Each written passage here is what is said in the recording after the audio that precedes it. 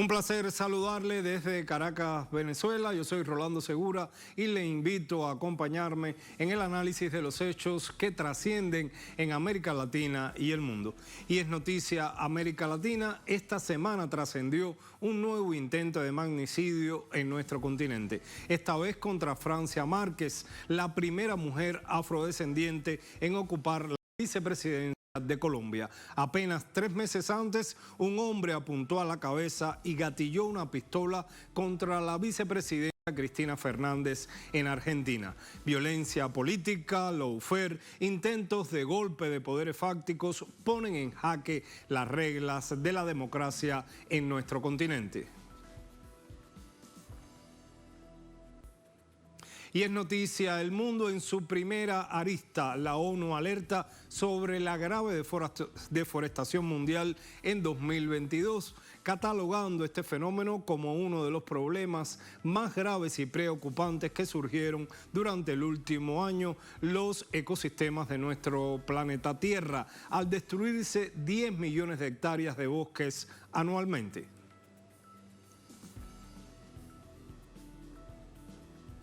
Y es noticia El Mundo también en su segunda arista, mientras la humanidad se deshace en medio de urgentes y graves fenómenos que amenazan incluso su propia existencia. El estreno de una canción de desamor genera más de 2 millones de tweets y más de 50 millones de visitas en 24 horas. Todo el mundo conversando del mismo tópico, convertido en una operación de marketing sin precedentes.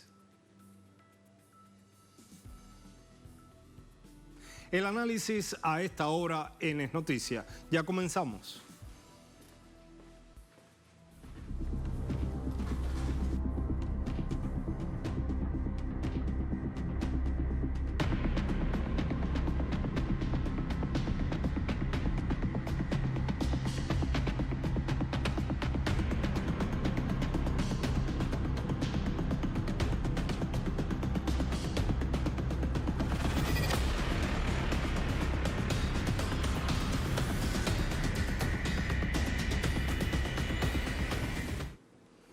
Y es noticia en América Latina, ya lo adelantábamos, porque intentos de magnicidio contra 2 vicepresidentas de gobiernos progresistas, el uso de la justicia para eliminar adversarios políticos, intentos de golpe en países como Brasil y Bolivia, asesinatos de manifestantes y líderes sociales en Perú, son hechos que están ocurriendo en nuestro continente. ¿Qué está pasando con las reglas de la democracia en América Latina? Según la información dada a conocer en las redes sociales por la vicepresidenta de Colombia, Francia Márquez, 7 kilos de explosivos contenía el artefacto encontrado por el equipo de seguridad que la escoltaba. Además, adjuntó el informe de las autoridades que deja en evidencia que querían atentar contra su vida mientras se desplazaba a su casa familiar en el departamento del Cauca. Se logró a través de una fuente humana y un trabajo de inteligencia ubicar un artefacto explosivo en la vereda Yolombó del municipio de Sabares, Cauca, el cual fue desactivado exitosamente por parte del Grupo Técnico de Explosivos de la Seccional de Investigación Criminal de este departamento. Y de esta manera logramos evitar la afectación hacia la vida e integridad de la comunidad. No es la primera vez que Francia Márquez ha sido víctima de amenazas o atentados. Mientras ejerció como defensora de derechos humanos y protectora del medio ambiente contra las actividades extractivistas ilegales de la minería en el Cauca, recibió multiplicidad de afectaciones contra su vida. Situaciones que no han dejado de presentarse. Organizaciones sociales de derechos humanos y las Naciones Unidas, así como senadores y excongresistas, rechazaron esta situación y se solidarizaron con la vicepresidenta. Toda mi solidaridad con la vicepresidenta de Colombia, Francia Márquez Mina. Su vida, la de su familia y la de todo su pueblo es sagrada. Es una obligación de todos los colombianos y las colombianas concurrir para proteger su vida. El Cauca es uno de los departamentos más afectados por la violencia, principalmente por la presencia de los grupos armados que se imponen ante las comunidades étnicas, quienes se oponen fuertemente a sus actividades. Estas situaciones persisten pese a los esfuerzos del gobierno de Gustavo Petro por ir desescalando el conflicto. Ese intento de apoderarse territorialmente del departamento, de esa zona, pero también de las organizaciones sociales que se resisten a la implementación de esos planes de los grupos narcotraficantes. En el Cauca, del Cauca sale la cocaína hacia el Pacífico, también tráfico de personas, pero también ingresan armas, ingresan dólares, ingresan insumos, así que el Cauca es una zona en disputa. Alto Comisionado para la Paz. Mientras algunos grupos armados anuncian su disposición para dialogar con el gobierno y acatar el cese bilateral al fuego, otros continúan con la estela de muerte y destrucción. El Instituto de Estudios para el Desarrollo y la Paz, INDEPAZ, dio cuenta de la segunda masacre en lo corrido el mes de enero, que dejó como resultado 3 personas asesinadas en Cúcuta, departamento de Norte de Santander. Para tener más detalles sobre esta situación, hacemos contacto a esta hora con Hernán Tovar, nuestro corresponsal en Bogotá, Colombia. Hernán, cuéntanos qué otras reacciones ha habido con respecto a estos hechos. Se trataron de más de 7 kilos de explosivos que intentaban atentar contra la vida de la vicepresidenta del país.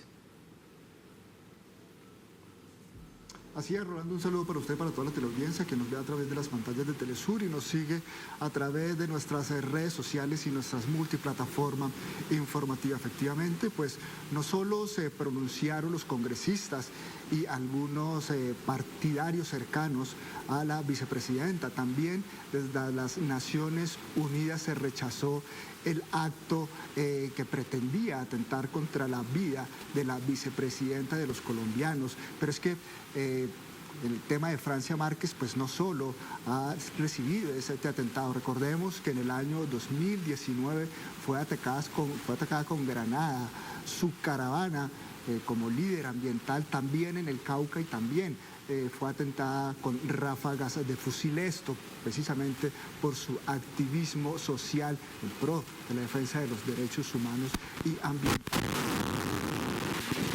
Pero a lo largo pues, de su historia como lideresa, pues recibió amenazas, ataques, señalamientos, inclusive de pertenecer a los grupos subversivos. Y es que precisamente antes de comenzar la sesión en el Consejo de Seguridad de las Naciones Unidas el día miércoles, ya que se presentaba el informe trimestral de la misión de las Naciones Unidas para la verificación de los acuerdos de paz, donde ella hizo presencia antes de comenzar su actividad allí en el pleno del Consejo. Habló con los medios de comunicación y aseguró que lo que está detrás de esto es socavar la democracia en Colombia y sobre todo los intentos de paz y de paz total que está realizando el gobierno de Gustavo Petro, pero que esta situación no va a impedir que se siga tejiendo los caminos de diálogo con los grupos armados en Colombia. Así que se rechazó por parte de las Naciones Unidas, por parte también de algunos primeros mandatarios del continente, se rechazó con vehemencia este atentado contra la vicepresidenta Francia Márquez. En esta misma declaración a los medios aseguró que deja en manos de los entes de investigación, de la Fiscalía, para que investigue quiénes son los móviles de este atentado, de este posible atentado, de este artefacto que se colocó en el camino a su vivienda familiar allí en la vereda Yolombó, en el municipio de Suárez, en el departamento del Cauca, y que ellos deben ser los que esclarezcan cuáles son los móviles de este explosivo. Por el momento ella sigue su actividad como vicepresidenta allí en el Consejo de Seguridad. Aseguró que este gobierno está propendiendo por la seguridad de los colombianos y eso incomoda a algunos sectores. Y esa propuesta de diálogo y de democracia que se está abriendo en Colombia también es la que tiene incómoda a otros sectores en América Latina, e hizo referencia, claro, a lo que ha sucedido en Perú y lo que sucedió el pasado fin de semana en Brasil. Gracias, Hernán, por estas informaciones que nos permiten avanzar en la profundización de este hecho que ocurre no solo tiene manifestaciones en Colombia, sino en el resto de nuestro continente. Analizamos entonces de inmediato este tema también con Federico García Naranjo, analista político y de medios, quien nos acompaña desde Bogotá, Colombia. Buenas noches, Londoño. Queríamos conocer su lectura sobre este hecho. Más de 7 kilos de explosivos intentaban acabar con la vida de la vicepresidenta del país. ¿Qué significa esto? ¿Qué hay detrás de un hecho como este? Hola Rolando, gracias por la invitación. Es un hecho preocupante sin duda porque hasta ahora, si bien en Colombia el fenómeno de violencia ha persistido después de la posesión del presidente Gustavo Petro y de la vicepresidenta Francia Márquez, con algunos gestos de buena voluntad y algunos síntomas de disminución de ese conflicto, pero en general ha continuado la violencia. Pues esta colocación de un artefacto explosivo en la ruta hacia la vivienda familiar de la vicepresidenta, pues es algo muy preocupante. Aquí hay una propuesta novedosa por parte del presidente Gustavo Petro frente al conflicto armado en Colombia y consiste en la paz total, es decir, en una apertura de diálogos frente a las distintas estructuras armadas que hay en Colombia, teniendo en cuenta su diversidad y los distintos orígenes y los distintos tipos de organizaciones a los que el Estado colombiano se enfrenta. Y esta iniciativa pues suscita reacciones y suscita molestias en algunos sectores de opinión, sectores de ultraderecha que han estado vinculados, por ejemplo, al paramilitarismo, al desplazamiento forzado, que se han visto beneficiados con el proyecto paramilitar y el despojo de tierras y que son muy reacios a una negociación porque eso implicaría, digamos, la desactivación de una conflictividad en los territorios que les es favorable. También hay sectores en las ciudades, sectores militaristas, sectores de ultraderecha, que consideran que una negociación con los grupos armados es una claudicación por parte del Estado y en ese sentido reclaman un retorno a la mano dura de los tiempos de Álvaro Uribe y, digamos, reclaman un ejercicio de la autoridad fuerte por parte del Estado.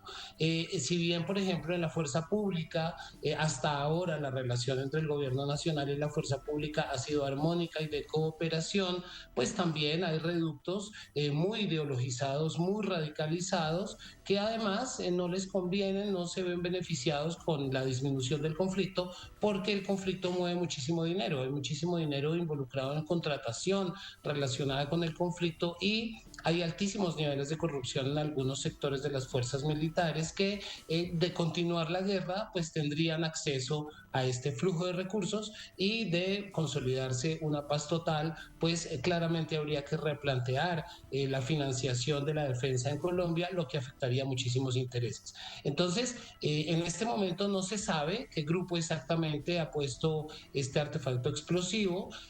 Podría ser un grupo que todavía no ha manifestado su voluntad de adherirse a este proceso de la paz total y de iniciar negociaciones con el gobierno. Podría ser una demostración de fuerza, aunque normalmente cuando un acto terrorista tiene una intencionalidad política clara, normalmente va acompañada con una reivindicación. En este caso ningún grupo ha reivindicado este hecho, por lo que pues la situación, digamos, por ahora permanece oscura, está sujeta a investigación, pero lo importante aquí es que se evitó una tragedia y que no solamente la comunidad internacional, sino la sociedad colombiana en su inmensa mayoría respalda la iniciativa de la paz total y rechaza estas manifestaciones de violencia que tienen como objetivo desestabilizar, provocar confusión y caos y afectar claramente a la cúpula del Estado.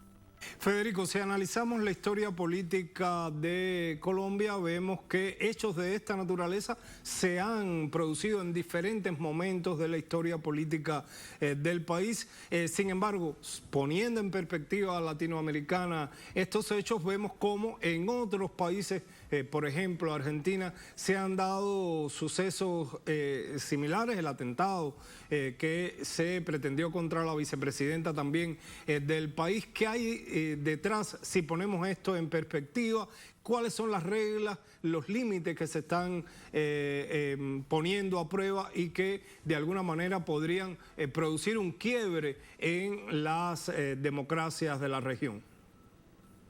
Sí, aquí estamos ante una estrategia muy elaborada que se compone de distintas acciones y de distintos procedimientos y que tiene como objetivo frenar el avance de las fuerzas progresistas ante una inevitable crisis y colapso del neoliberalismo como propuesta política que después de 30, 40 años pues ha demostrado que aumenta la pobreza, aumenta la desigualdad y no promueve el desarrollo. La derecha se ha quedado sin discurso, se ha quedado sin propuesta. Su discurso apela en ese sentido no al ofrecimiento de una alternativa política que pueda ser atractiva para la ciudadanía, sino por el contrario a la mentira, a la tergiversación, a la desinformación, a lo que algunos llaman la posverdad, es decir, al uso permanente de la difamación, de, por ejemplo, herramientas judiciales como el lawfare, como los distintos procesos judiciales que amañadamente se llevan a cabo contra figuras progresistas, liderazgos y dirigencias de la izquierda, que tienen como objeto sacarlos de la carrera política, como lo hemos visto con Rafael Correa, con Lula da Silva, con el presidente Lugo en Paraguay, en fin.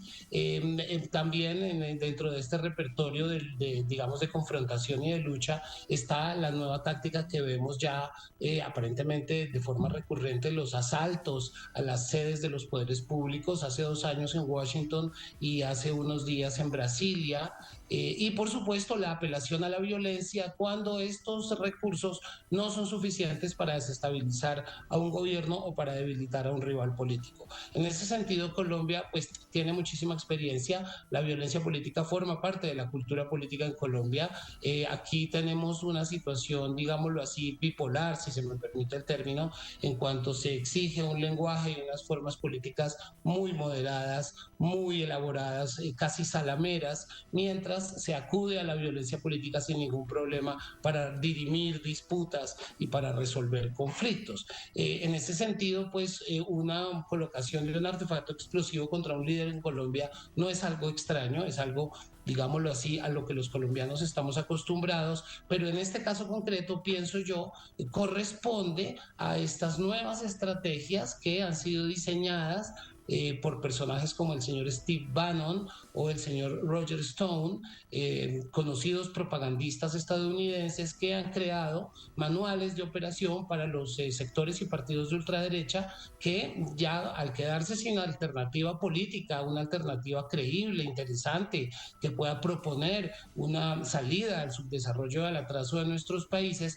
pues se han dedicado a destruir, a torpedear y a apelar a todos los recursos, desde la manipulación mediática hasta las manifestaciones violentas, pasando por los golpes de Estado, las campañas de difamación y de mentira, las acusaciones judiciales y también obviamente el uso del recurso de la violencia física, como por ejemplo lo estamos viendo en Perú en este momento, ante el silencio de la comunidad internacional. Entonces este no es un caso aislado.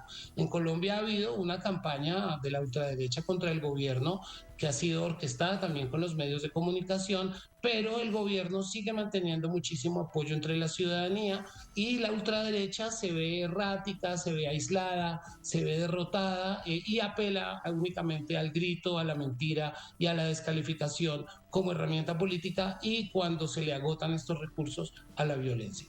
Usted hablaba del caso de los asaltos a los poderes públicos, lo que se vio en Estados Unidos, lo que se vio hace unos días en Brasil también, pero la víspera recordaba ahora que en su informe a la Nación el presidente Nicolás Maduro decía, por ejemplo, que si a Brasilia le tocó vivir 3 horas de insurrección neofascista, a Venezuela le correspondió vivir 120 días de insurrección neofascista financiada por Estados Unidos. En aquel momento la reacción de la mayor parte o de muchos países de la región fue condenar a Venezuela, fue una campaña mediática contra el país, pero hoy esa medicina se le está aplicando también a otros países, pero hay un contexto diferente. ¿Cómo contrarrestar situaciones de esta naturaleza? Pues yo pienso que esta es una situación nueva, es un discurso nuevo que está defendiendo la ultraderecha y una estrategia política novedosa y muy efectiva además porque se nutre no solamente de los miedos, del desencanto de la gente, de la evidente crisis que está viviendo el sistema global, sino que además utiliza los medios de comunicación y las redes sociales como herramientas para reproducir muchas veces mentiras, desinformación, que conducen a que las personas se hagan una idea claramente distorsionada de la realidad. Pienso que algo importante es denominar este fenómeno con palabras lo más precisas posible. Yo entiendo, digamos, el llamado del presidente Maduro cuando alega que esto es una insurrección neofascista, y es cierto, tiene algunos rasgos en su ideología, en su discurso, en su propuesta del fascismo clásico que vimos en los años 30 del siglo pasado en Europa, pero pienso que reducirlo a simplemente llamarlo fascista y descalificarlo como si fuera propio de personas estúpidas, personas tontas, personas fácilmente manipulables, creo que nos puede llevar a subestimar este fenómeno, a pensar que es un problema, digamos, de desinformación o simplemente de ignorancia, y no darnos cuenta que detrás hay, digamos, unas dinámicas sociales, culturales, hay mucho miedo, hay mucho temor, hay mucha incertidumbre ante, evidentemente, la crisis de la civilización que estamos viviendo, y estos sectores de ultraderecha, estos propagandistas, se nutren y se sirven de ese miedo de las personas para, por ejemplo, provocar estos asaltos tan delirantes que vimos en Brasilia hace pocos días y en Washington hace 2 años. Entonces pienso que llamarlos neofascistas, de alguna manera es cierto, hay elementos fascistas ahí, pero reducirlo solo a eso nos puede llevar a subestimarlo. Aquí, por ejemplo, hay un componente religioso de sectores normalmente evangélicos, no todos, por supuesto, pero muchos que suelen manipular a sus fieles y que les infunden una reticencia a cualquier tipo de modernización o de cambio, haciendo creer que todo es comunismo, que todo es el diablo, ¿no? Y son personas que, digamos, son manipuladas por estos líderes religiosos. También encontramos un empobrecimiento de muchas capas de la sociedad, de la clase media en los últimos años, que han perdido algunos privilegios, que de alguna forma sienten y ven con simpatía las ideas conservadoras que llaman al orden, que llaman a la imposición de la autoridad. Es decir, hay también unas inquietudes en mucha gente, muchos miedos en muchas personas, en particular en América Latina, que hace que estas propuestas, muchas veces delirantes, de la extrema derecha, pues tengan acogida. Entonces pienso yo que lo importante es la persuasión respetuosa, el diálogo, estar abiertos y abiertas a escuchar al contradictor, a convencerlo con razones y a mostrar, digamos, nuevas fuentes de información que nos permitan desmontar estos relatos mentirosos, estos relatos delirantes y fanáticos que llevan a la gente a hacer cosas como la que vimos recientemente en Brasil. Es un problema complejo porque aquí estamos disputando, digámoslo así, el relato. Estamos disputando la hegemonía, el sentido común. En ese sentido, no basta con gritar o con ejercer la fuerza, sino que tenemos que apelar a la persuasión respetuosa, a escuchar y a darnos cuenta que el otro también tiene miedo y hay que comprenderlo. Pero ¿no es un poco reduccionista o no sería también reduccionista pensar que por miedo se puede manipular de esa manera a las personas y llegar al asalto de los poderes? ¿No hay una ideología también de fondo ahí? Por supuesto, tiene que ver con primero que todo con un empeoramiento de las condiciones materiales de vida de millones de personas en América Latina que han visto cómo pues su vida o su calidad de vida se ha deteriorado, y al buscar respuestas no la encuentran en, digamos, la clase política tradicional, sino en estos líderes, por ejemplo, que ofrecen soluciones mágicas como Bolsonaro o como el señor Javier Milei en Argentina. Por otro lado, hay una crisis civilizatoria en donde las personas de un talante más liberal, más progresista, más de avanzada, pues ante el caos y el desplome de lo que estamos viviendo, pues deciden huir hacia adelante y buscar reformas más radicales y más, digámoslo así, ambiciosas, que busquen resolver la situación de crisis que vivimos. Pero también hay muchas personas de talante conservador que ante la crisis de la civilización que estamos viviendo, pues se aferran a los principios más conservadores. Por eso es frecuente ver a jóvenes, hoy en día muchos, que siguen doctrinas profundamente conservadoras, lo cual sería en principio un contrasentido. Se supone que cuando las personas son jóvenes tienen ánimo de cambio. Pues bien, vemos en muchos jóvenes en América Latina y en el mundo que hay una simpatía por estas ideas conservadoras, que en cualquier caso lo que nos plantean aquí es que claramente es una situación compleja. Tiene que ver con lo material, tiene que ver con lo simbólico, tiene que ver con nuestra tradición religiosa en América Latina, que insisto muchas veces es manipulada por muchos líderes religiosos, tiene que ver con la presencia, por ejemplo, del militarismo como cultura dentro de muchas de nuestras sociedades, con la profunda división de clases que tienen muchas de nuestras sociedades, en particular el caso peruano, creo que es emblemático de esta ruptura entre una clase media alta y una élite limeña y el resto del país mucho más mestizo y más pobre. En fin, estamos ante una crisis en donde, digámoslo así, no solamente nuestras condiciones económicas, nuestras instituciones, sino los relatos que tenemos acerca de nuestra realidad están, digamos, siendo reevaluados. Y en ese sentido, pues es comprensible que no todos abracemos las causas de la transformación social y haya sectores que todavía se aferren a ideas conservadoras. En ese sentido, creo que el debate respetuoso, el debate constructivo, la crítica, buscando siempre aprender y crear mejores verdades a partir del diálogo y del respeto por las ideas ajenas, creo que es la mejor manera. Y en ese sentido, los gobiernos progresistas, creo yo, tienen un reto muy importante y es comunicar de una forma cada vez más persuasiva, más atractiva y más clara sus logros, sus avances, su propuesta, con el ánimo de, en ese sentido, atraer cada vez a más personas y a más opinión pública. Las gracias, Federico, por su tiempo, por sus reflexiones para Es Noticia.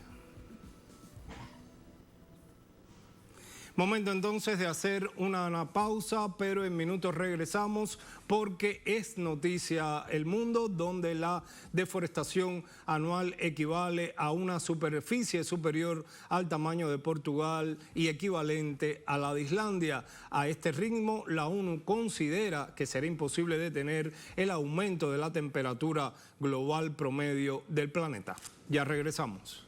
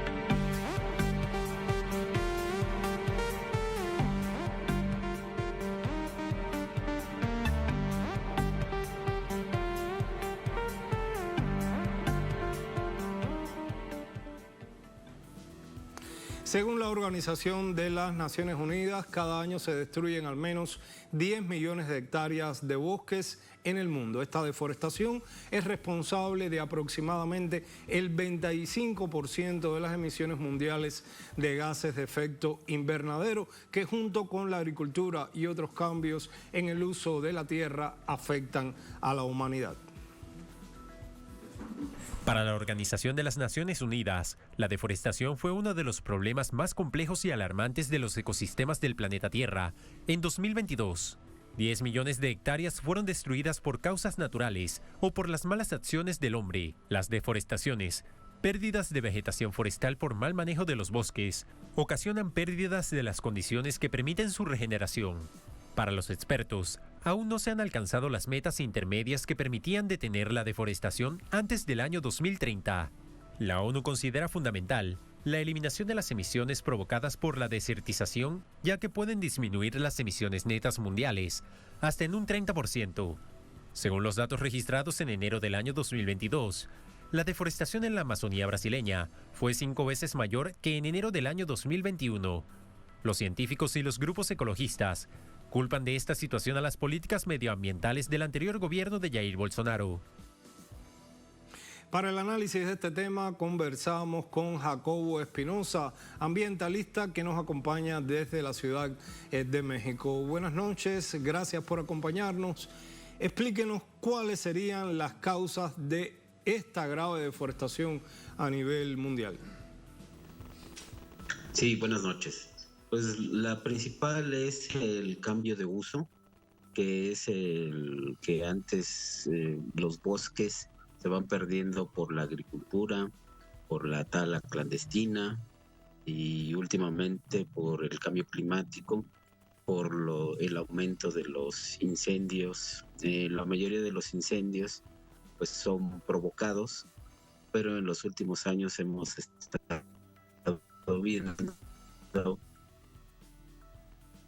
porque las tierras están cada vez más secas, ¿no? Y pues si vamos perdiendo estos bosques, vamos aumentando la temperatura y se va haciendo un ciclo vicioso en el que a mayor temperatura, menos humedad en los bosques, menos agua y menos árboles que dan oxígeno y otros beneficios ambientales.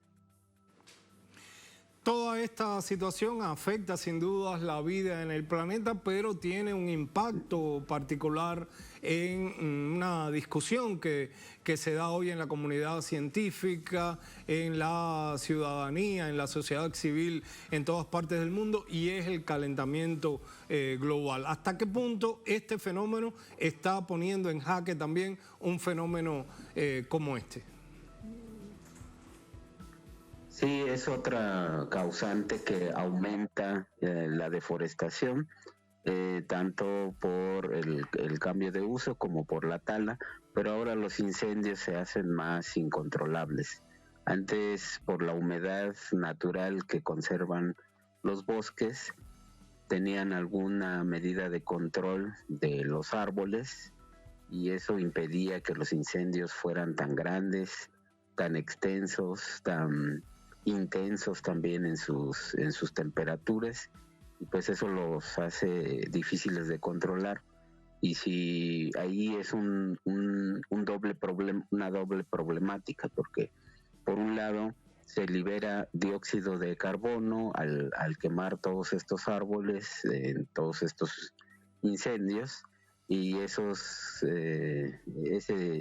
gas de dióxido de carbono pues es un causante del cambio climático y del efecto invernadero, ¿no? Entonces estamos destruyendo la única oportunidad que tenemos para combatir el cambio climático. Una de las mejores formas para combatir el cambio climático es la reforestación y la conservación de los bosques naturales, porque ellos absorben ese dióxido de carbono, lo mantienen en la madera, en su savia, y eso nos lo intercambian por oxígeno. Entonces, sin árboles no podemos vivir.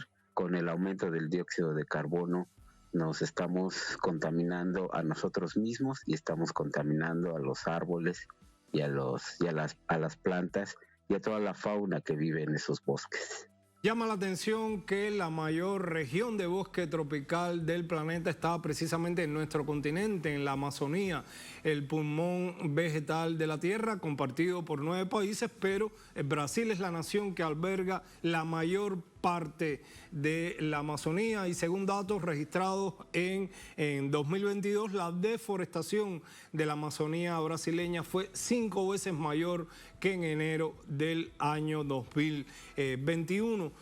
¿En qué medida las políticas de Estado pueden contribuir a que esto se detenga? Científicos y ecologistas culpan de esta situación en la Amazonía a las políticas ambientales del anterior gobierno de Jair Bolsonaro. Sí, sin duda estos cambios fueron preocupantes porque en lugar de conservar se dieron muchos permisos para deforestar, para talar, para cambiar el uso de bosques a producciones agrícolas, a producciones ganaderas que tienen algún beneficio para unas cuantas personas, pero estamos dejando de lado el beneficio ambiental de todos estos bosques y sin duda una política de conservación, una política de reforestación y una política en la que se deja que entren recursos internacionales para apoyar a la reforestación y conservación de la Amazonía, pues es un paso importante que se debe dar. Los pueblos indígenas hicieron su parte defendiendo la Amazonía, pero todos podemos poner nuestra parte si presionamos a esos gobiernos, en este caso principalmente al de Brasil, ahora que hay un cambio con Lula da Silva, ahí vemos una oportunidad para que la Amazonía se conserve y de paso ayude a todo el mundo a través de este pulmón mundial que junto con el plancton son los mayores productores de oxígeno del mundo. Las gracias, Jacobo, por su tiempo, por sus reflexiones para Es Noticia. Momento entonces de hacer una pausa, pero en minutos regresamos porque hay otras noticias en el mundo que causan atención en las más diversas esferas, pero el estreno más exitoso de la historia de una canción en español en las plataformas musicales y redes sociales abre un debate de forma y de fondo, al tiempo que se convierte en una operación de marketing sin precedentes. Ya regresamos.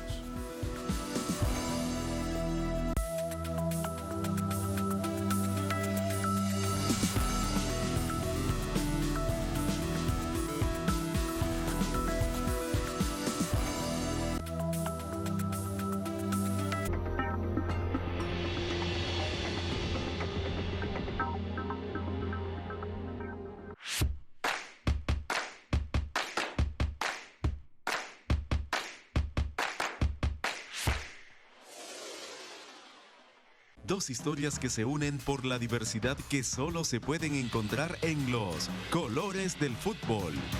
El fútbol era para varones, Vida Nueva era masculino y eso significó luchar mucho contra el pueblo, contra las familias mismas.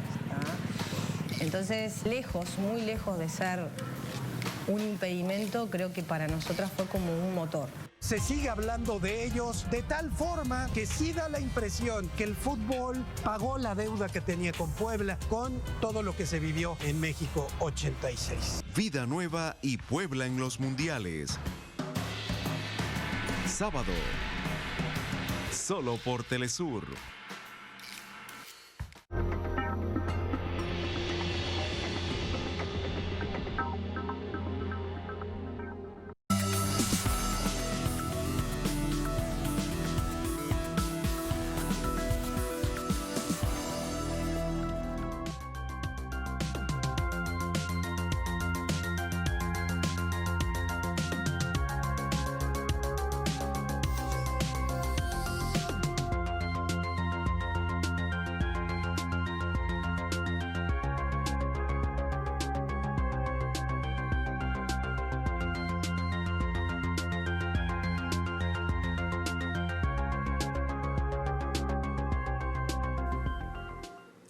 Y es noticia del mundo en una segunda arista y precisamente es el lanzamiento de la sesión de música número 53 de Bizarrap y Shakira, que alcanzó más de 50 millones de visualizaciones en sus primeras 24 horas. Una disputa amor-odio convertida en canción dejó a pocos sin reaccionar y se convirtió en tema de conversación con las más diversas aristas en 2 millones de tweets y en polémicas cotidianas más allá de los múltiples problemas y complejidades de la vida real. En un momento en el que el planeta se enfrenta a escenarios que amenazan directamente la existencia de la humanidad, el estreno de una canción de desamor se roba la atención del mundo, generando más de 2 millones de tweets y más de 76 millones de reproducciones al momento de escribir este texto. El estreno más exitoso de la historia de una canción en español en las plataformas musicales y redes sociales es un trabajo conjunto de 2 conocedores de cómo funciona el ecosistema digital, la compositora e intérprete colombiana Shakira. Con múltiples incursiones en campañas publicitarias durante toda su carrera, escogió milimétricamente cada frase y gesto. La producción a cargo de Bizarrap, ex estudiante de marketing y antiguo empleado del área de publicidad de una empresa, donde afirma que aprendió y conoció trucos y secretos de la industria. La letra de la canción se hizo viral y cada una de sus frases se desengranaron de inmediato en eslogan de campañas publicitarias en redes sociales, tal como recomiendan reglas de oro del marketing a la hora de actuar rápidamente frente a virales y tendencias. Empresas aludidas o no en la canción sacaron provecho salpicando sus redes de publicidad. Los usuarios también generaron contenido propio y convirtieron las plataformas digitales en una indetenible fábrica de memes.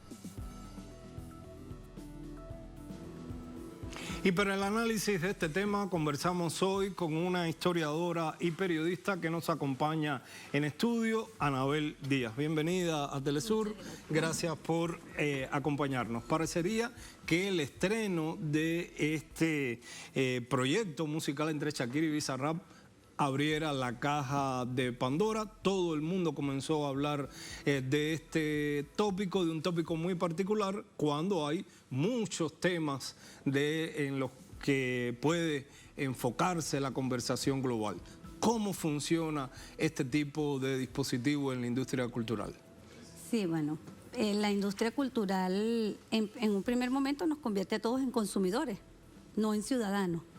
Y el tema de los consumidores, el tema de discusión, el pensamiento y los imaginarios de un consumidor están en función de, del mercado, ¿no?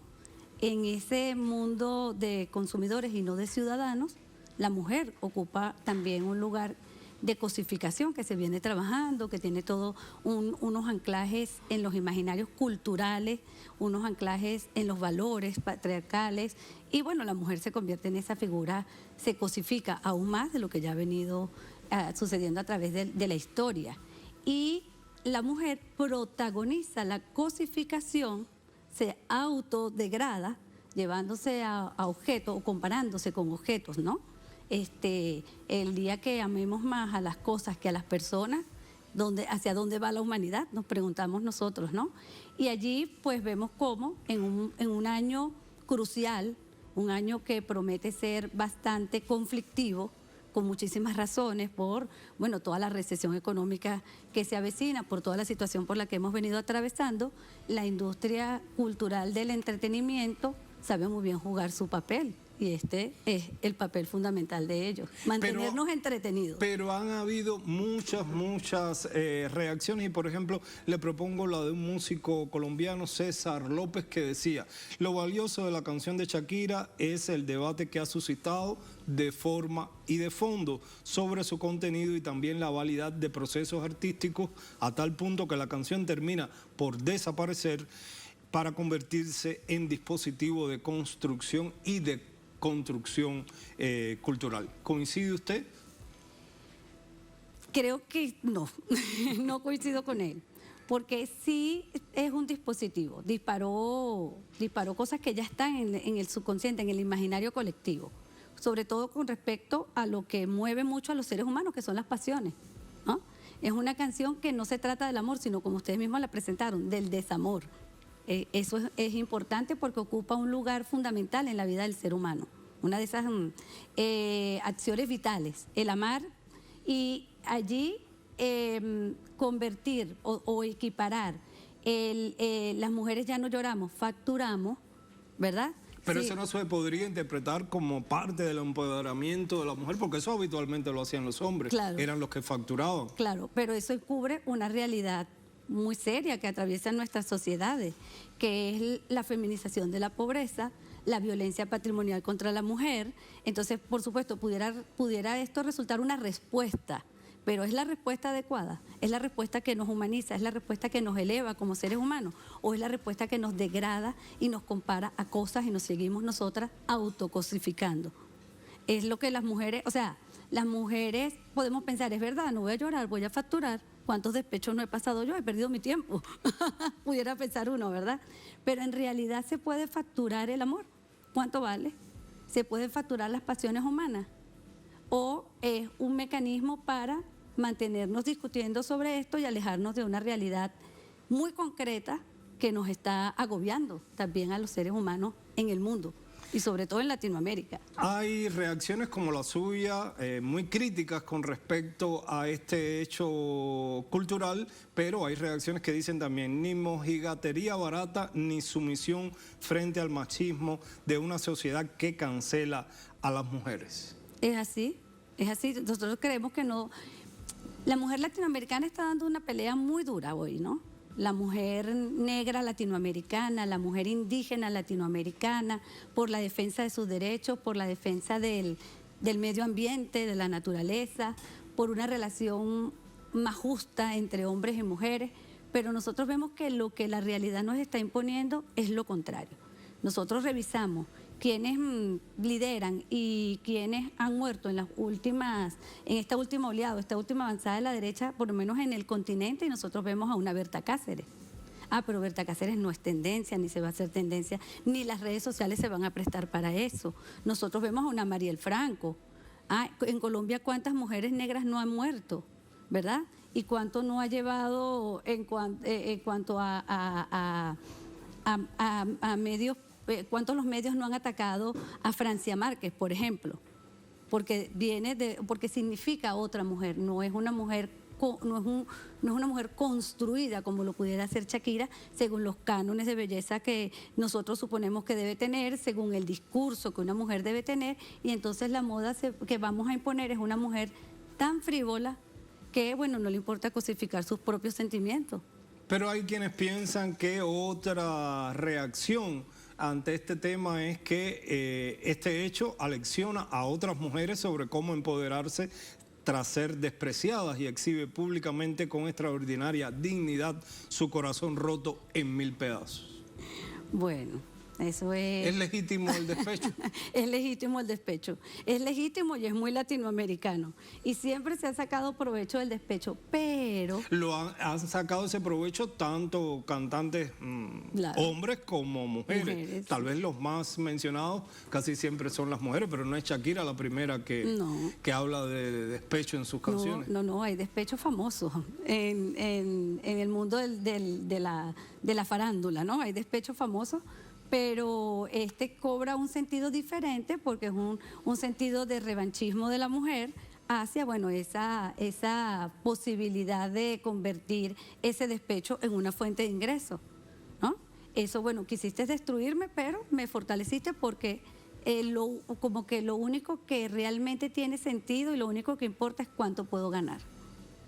¿Cuánto puedo ganar? Pero si nosotros entendemos que toda familia tiene un valor en sí mismo por ser una familia, cuánto yo como mujer puse el esfuerzo para mantener una relación, el esfuerzo para mantener unos hijos, para sostener una familia, como lo que nosotros creemos debe ser, ¿verdad? Los valores que deben construirse en conjunto, hombres y mujeres, unos valores más equilibrados, unos valores donde reine el respeto, donde reine la dignidad. La dignidad no está relacionada con si me cambiaste por una más joven o una con menos experiencia que yo. Eso no puede ser el valor. Lo cierto es que esta canción, esta sesión musical ha disparado toda una operación de marketing que ya se dice que no tiene precedente. De manera inmediata, mencionados o no en la pieza, comenzaron a facturar de alguna manera. ¿Cómo operan esos mecanismos? Mira, bueno, por supuesto que son dispositivos ya montados para, ¿no? Nosotros pudiéramos verlo como casual. Ah, bueno, Shakira un día decidió que va a facturar su despecho, pero no es así. Todo está, digamos, milimétricamente pensado. Como dice la presentación que ustedes hicieron, cada frase de la canción fue construida para impulsar una campaña que se deriva de esta inicial acción. Más de una frase de la canción ya es un eslogan de diferentes marcas. Cualquier marca se puede apropiar para vender sus productos de el lo que mencionar cantó Shakira. explícitamente las marcas y compararlas ya te está dando un sentido del interés que tiene hacia el mercado, pues, y de cómo nos vemos y de cómo equiparamos la vida al mercado. Cómo la vida familiar también se convierte en un mercado, un intercambio, pero no un intercambio fructífero para ganar, sino un intercambio para quien gana más, de competitividad. Mientras nosotros sigamos viéndolo de esa manera, la pelea la vamos a tener perdida, sobre todo las mujeres. Pero hay una serie de operaciones también que tienen lugar en estos mecanismos que ayudan a impulsar e imponer como conversación este tipo de tópicos, y son las claves del humor, es la creatividad también, son los propios ciudadanos, los propios usuarios de las redes sociales quienes convierten entonces las redes en fábricas de unos memes incontrolables. Hoy se divierte mucho uno. Sí, digamos que ha sido un tema divertido para un año difícil, que comenzó difícil además, ¿no? Nosotros comenzamos con la toma de los poderes públicos en Brasil, con un golpe de Estado en Perú. Nosotros termina el Mundial de Fútbol, que además acaparó, el deporte también se convierte en una industria del entretenimiento, que acaparó y mantuvo entretenida a la población. Bueno, habría que sacar otro mecanismo que nos permita múltiples resultados. Uno, bueno, seguir fortaleciendo los valores de competitividad entre el hombre y la mujer, que no nos van a llevar a nada. Dos, seguir equiparándonos a la ciudadanía y a la vida personal como un mercado de intercambio de bienes, de intercambio de recursos incluso. Y tres, bueno, mantener a la gente alejada de los problemas reales, ¿no? Eso tiene múltiples, además, las empresas que pueden facturar y que pueden generar ganancias a partir de un discurso que se construyó pensando en esta fórmula, Creo que tenemos que mirarlo con cuidado. Nos va a dar risa, pero no es un humor inocente. Es un humor que cosifica a la mujer, es un humor que además disminuye al hombre. Nosotros no creemos que la dignidad de la mujer vaya en función de disminuir a los compañeros. Al contrario, dignificarnos mutuamente es lo que nosotros aprobamos como una relación sana, como una relación que puede dar pie, una familia que puede dar pie a una sociedad diferente. Esta sociedad que destruye a la familia nos está conduciendo a una crisis civilizatoria que nos está llevando a la humanidad a ningún final feliz. Al contrario, todo lo que nos pinta son distopías, ¿no? Pero entonces este tipo de conflicto, que debe ser un conflicto privado, que es un conflicto entre dos, se convierte en un conflicto público, porque... Pero pasa por un dispositivo cultural que se nutre de esas pasiones, pero se nutre también de ese tipo de pasiones, de esas historias de la vida cotidiana, pero hay un constructo también social que lo canaliza en función de la publicidad, en función de determinados valores, pero también nos pone a conversar sobre estos temas. Sí, y es interesante conversarlo con los jóvenes y con las jóvenes, las mujeres jóvenes que han venido asumiendo papeles y visiones muy feministas, quizás algunas hasta radicales, de creer que fortalecer la figura de la mujer pasa por disminuir la figura del hombre, y que esa es la mejor manera de combatir el patriarcado, y nada más alejado de la realidad. Yo creo que la mujer y el hombre como seres complementarios. Como seres complementarios nos tenemos que ver como iguales, armonizar esas relaciones y además fortalecerlas. No tenemos por qué discutir con nuestros pares, y si lo vamos a hacer, no tenemos por qué facturar por eso. Las gracias, Anabel, por acompañarnos, por reflexionar sobre estos temas para Es Noticia. Un placer, las gracias reiteradas, Anabel, y a usted también la invitación a continuar con nosotros, con Telesur, analizando los temas que son noticias que ponen a conversar a nuestra audiencia en todos los ámbitos de la vida económica, social y cultural de nuestra región y más allá de nuestras fronteras. Buenas noches. Excelente.